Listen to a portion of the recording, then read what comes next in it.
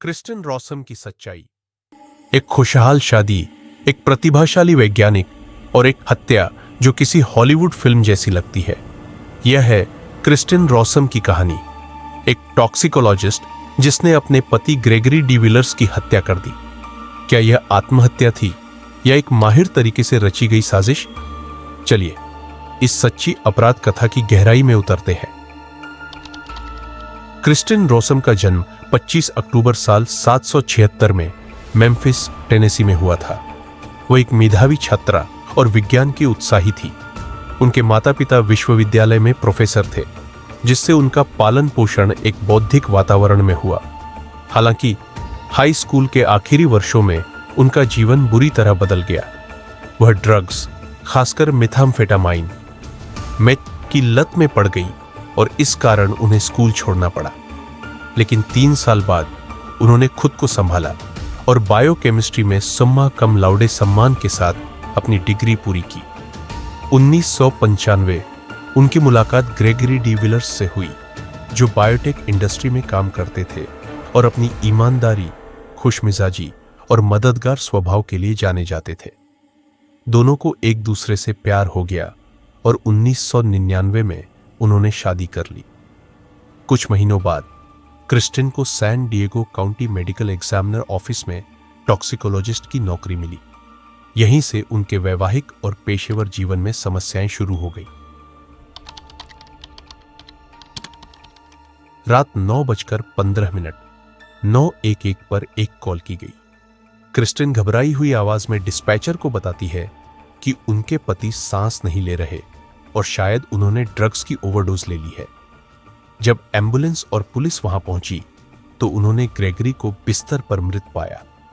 उनके शरीर के चारों ओर लाल गुलाब की पंखुड़ियां बिखरी हुई थीं, जो हॉलीवुड फिल्म अमेरिकन ब्यूटी के एक प्रसिद्ध सीन की याद दिलाती थी। क्रिस्टिन ने दावा किया कि ग्रेगरी ने आत्महत्या कर ली है, लेकिन यह थ्योरी संदेहास्पद थी क्योंकि ग्रेगरी को कोई गंभीर बीमारी नहीं थी। उनका अवसाद या मानसिक अस्थिरता का कोई इतिहास नहीं था। वे आत्महत्या करने वाले व्यक्ति जैसे नहीं लगते थे। ग्रेगरी के परिवार को भी साजिश का संदेह हुआ और उन्होंने पुलिस से गहराई से जांच करने की मांग की। पोस्टमार्टम रिपोर्ट आने के बाद सच सामने आया। ग्रेगरी के शरीर में फेंटानिल की घातक मात्रा पाई गई। फेंटानिल मोर्फिन से 100 गुना अधिक शक्तिशाली होता है और आमतौर पर घरों में नहीं पाया जाता। क्रिस्टिन के पास अपने कार्यस्थल पर खतरनाक रसायनों तक सीधी पहुंच थी। अब पुलिस को लगने लगा कि यह आत्महत्या नहीं बल्कि हत्या है। जैसे जैसे पुलिस ने क्रिस्टिन की जिंदगी की जांच की, चौंकाने वाले सच सामने आए। क्रिस्टिन का अपने सुपरवाइजर माइकल रॉबर्टसन के साथ प्रेम संबंध था। ड्रग एडिक्शन, वह फिर से मेथ की लत में फंस चुकी थी। ग्रेगरी को उनके अफेयर और ड्रग्स की लत का पता चल गया था और उन्होंने पुलिस को इसकी जानकारी देने की धमकी दी थी। क्रिस्टिन के पास 2 ही विकल्प थे, या तो सच सामने लाकर अपना करियर खत्म करे या फिर ग्रेगरी को हमेशा के लिए रास्ते से हटा दे। उन्होंने दूसरा रास्ता चुना, हत्या। 2001 क्रिस्टिन को गिरफ्तार कर लिया गया। 2002 उन पर मुकदमा चला। अभियोजकों ने साबित कर दिया कि क्रिस्टिन ने जानबूझकर ग्रेगरी को फेंटानिल देकर मारा। नवंबर 2002 क्रिस्टिन को फर्स्ट डिग्री मर्डर का दोषी पाया गया। उन्हें बिना पैरोल के आजीवन कारावास की सजा सुनाई गई। 2006 ग्रेगरी के परिवार ने क्रिस्टिन और उनके नियोक्ता के खिलाफ रॉन्गफुल डेथ का मुकदमा दायर किया।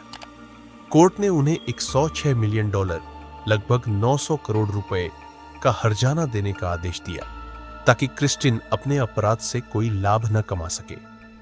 2010 क्रिस्टिन ने पुनर्विचार याचिका दायर की, लेकिन उनकी अपील खारिज कर दी गई। क्रिस्टिन रॉसम अब कहां है? क्रिस्टिन अब भी जेल में है।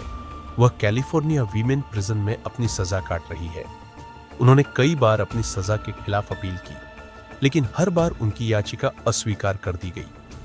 अगर आपको यह कहानी दिलचस्प लगी, वीडियो को लाइक करें, अपने दोस्तों के साथ शेयर करें, चैनल को सब्सक्राइब करें।